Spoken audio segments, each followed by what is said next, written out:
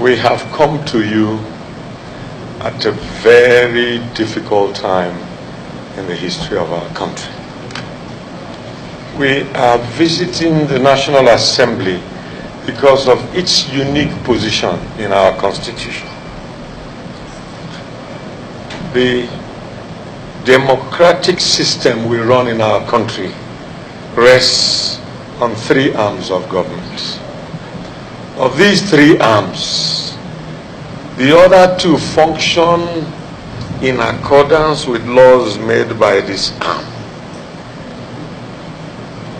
This arm characterizes democracy, because in a military government, you would have both the judiciary and the executive. But it is only in a democratic government that you have a parliament. The parliament is a microcosm of the people, because every section of the country has, by adult suffrage, delegated its voice to this parliament. So we believe that by visiting you today, we are coming to speak to the conscience of our country. We ask that this discussion today be as frank as possible, because in situations like this, unless the National Assembly rises like one man with a conscience, a commitment, and a patriotism to unveil the facade of partisan politics and partisan advantages and face the real issues of the nation, will stand on the edge of a precipice. We have come to you, sir, at a time when our economic stability is in serious danger. Today, our international debt is extremely high, perhaps one of the highest judged by the IMF for countries with our GDP. Our domestic debt is high and growing by the day. Our subsidy indebtedness is something that has defied solution and transparency in disclosure. Our youth despair is gargantuan.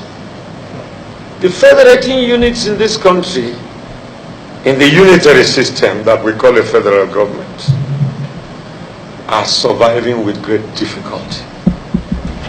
The federal government has made bailouts just to sustain recurrent expenditure of our state governments. Many of the important units of great growth in our country, namely industrial concerns, are either not producing at all or producing short of installed capacity. Job creation is low. Despondency stares us in the face. Political instabilities have compounded this, Mr. President. At no time except during the Nigerian Civil War have people been killed in the rate in which they are being killed today in Nigeria. In 1 year, we have recorded more than 1,000 killings. What is surprising is that these killings are not matched with equal reaction by the security forces in our country. There is a resultant lack of confidence in the institutions of government, especially the institutions that are responsible for law and order. Our courts speak from two sides of the mouth. Our Chief Justice said that corruption in the judiciary is not only ingratiation of judicial officers, but deviation from the rules of engagement by judges, by making pronouncements that are completely out of pattern in the exercise of dispensation of justice. We have had, today in Nigeria, our courts make proclamations that whether you commit crime or not, you may not be arrested or even prosecuted. It is unprecedented in any democracy. Mr. President, distinguished senators, we have come as elders. We have come as fathers. We have come as heads of different socio-cultural organizations of this country who look up to us for leadership to speak in moments of this nature. We have looked at the problem of our country and we think that it is soluble, but we think that there is lack of will. We have come to ginger you to develop that will and to seek a consensus of the leadership of the National Assembly and of the political class who have the necessary legislative empowerment by our Constitution to make decisions that can reverse our situation. And if not in office, you constitute the political class of our country. At times like this, partisanship is criminal. Mr. President of Senate, a number of us on the other side of 60 and above grew up in a different Nigeria. I grew up in a Nigeria where in Enugu, where I come from, the mayor of Enugu in my childhood was a man called Alhaji Umaru Altini from Katsina State. He was elected mayor of Enugu by adult suffrage, campaigning on the platform of the NCNC. He defeated an Igbo man to become mayor of Enugu. Mr. Willoughby, a Yoruba man, was Accountant General of Eastern Nigeria. Mr. President of Senate, going beyond my childhood, I went to the university for my first degree, University of Ibadan. In the University of Ibadan, I dared to stand for election as President of Students' Union in a Yoruba-dominated university. More than 65% of the student folk were Yoruba. My opponent was Yoruba, Banji Adeboro. But I won resoundingly, not because I was Igbo, but because they were Yorubas who were not prepared to be swayed by ethnic considerations, but who were only interested in what the candidates had to offer. In other words, what were the issues? Mr. President, I served in government. I didn't have the privilege to serve with your father in Senate. But I had the privilege of being confirmed minister in a Senate in which your father was leader and in which he was a member of the Senate subcommittee for screening. In those days, the ministerial nominees were screened in a subcommittee of Senate. They went into rigorous exercise of your past, your capability, your points of view on policy, where you have contradicted yourself on policy and where your behavior does not stand up to ministerial stature. I was grilled by your father and yet recommended by your father. I say all this because I see here some of my friends and colleagues, some who even campaigned for me when I dared to run for president. I see people who have the capacity to say, this will not happen in our time. I see people who will say, this does not admit of anything other than patriotism. So we believe that many of the problems we have in our country emanate from the constitution of our country. We know that the National Assembly has had debate on devolution of powers. And we know, Mr. President, that you did promise the nation that you will have a revisit to this issue. We have come to ask you to bring up the revisit. We consider it urgent and inevitable Because we believe that all the problems we have today in Nigeria emanate from the fact that our constitution is not ripe for a country constituted by people of diverse culture, diverse religion, diverse political persuasions as our country. Many other countries with our characteristics have emerged greater. Some have taken the seedlings of their greatness from their country. But we have been kept down by the kind of constitution we run. We have watched the helplessness of the National Assembly, where members of the executive even refuse your invitation to come and make explanations before them, contrary to the provisions of the Constitution. We have found the helplessness of the Senate when you can be invaded in spite of the security adornment in this place, controlled by the executive, and the seat of the Senate president is almost invaded, but for the personal security of the aides of its leadership. This is because our system makes the tail wag the dog rather than the dog wag the tail. This cannot be the fountain of legislative authority for executive implementation, and yet the toy of the system. We have come to tell you that in our view, it is because we have this over-concentration of power in the federal government, contrary to the agreement that our forefathers entered into for a union called Nigeria, that governance has failed in our country, that economic development has failed. Mr. President, I want to give you a few examples. First of all, look at our economic situation. The mainstay of our economy is oil. Without oil, the economy of this country cannot be sustained. Every month we get together and share our sales of oil and distribute it amongst the tiers of government and concentrate it mainly on recurrent expenditure.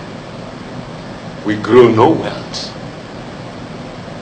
We do so because of the system. In the past, the regions had active competition and it promoted growth.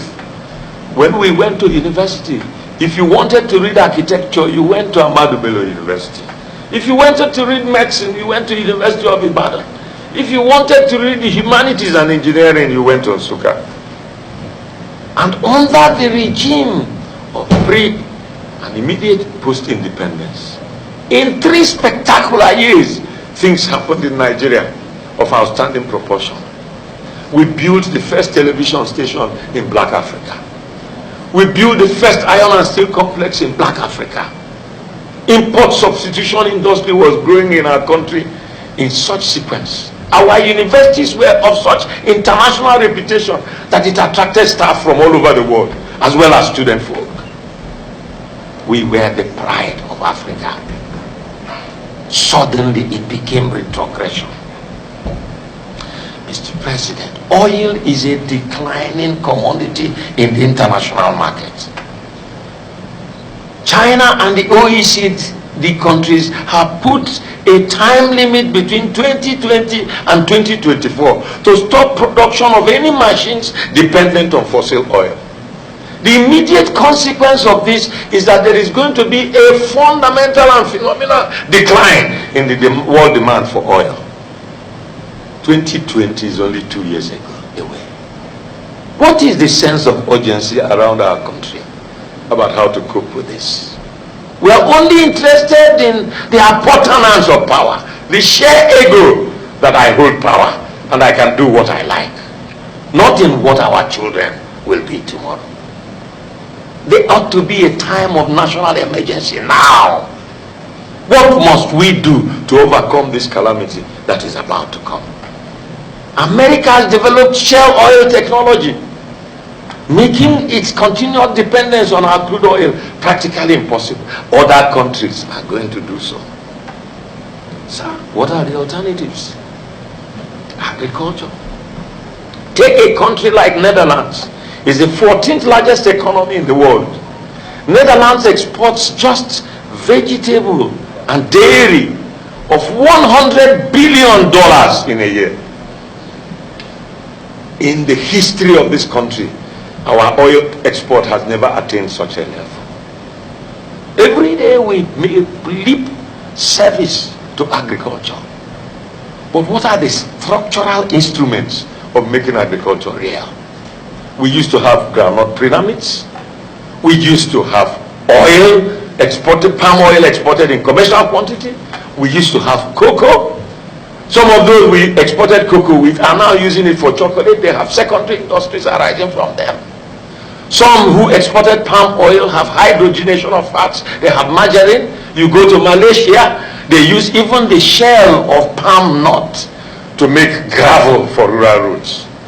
They use the stem, the middle of the stem, to make ceiling sheets. And yet they took their seedlings from Nigeria. It is because our structure of government promoted growth. Mr. President, look at our security. When we had the regional police, this didn't exist. Every state had domestic security. Mr. President, we have come to beg you. You know that sometimes history places one in a particular junction to change the order of things. We see you and your colleagues in a particularly unique junction. You can prevent further bloodshed in this country. You can prevent further drift into our ethnic conclavities. I never knew that after I had won election on a Yoruba vote, I would ever be leader of Igbos. But I am leader of Igbos who want Igbos in a Nigeria with meaning and relevance to national unity. Mr. President, we want you to revisit devolution of power.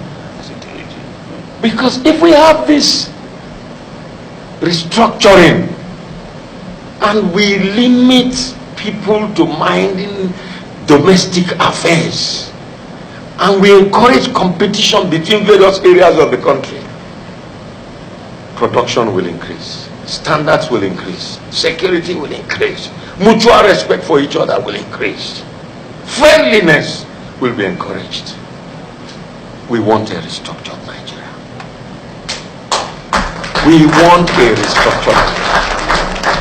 The alternative, Mr. President, will be worse than the situation we have today.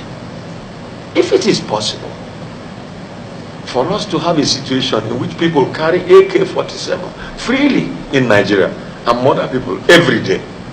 Yesterday it was 21, day before yesterday it was 17. This is happening as if nobody cares. Some people tell us they came from Libya. When did Gaddafi die? How many years ago? Any security in any country as rich as Nigeria, if this was the problem, would have predicted it, would have organized for it. If the essence of choosing 17 heads of security arms in this country is to ensure that they come from the same area as the president in order to ensure his loyalty, what have they done to guarantee our security? If they must all come from northern Nigeria, please bring those who can do the job. We can no longer tolerate this insecurity. We can no longer feel that some people are strangers in their own country. The escalation of this feeling has only one destination. It will lead inevitably into a breakdown of law and order. Already, we are all relying on self-defense. In the south is where I come from.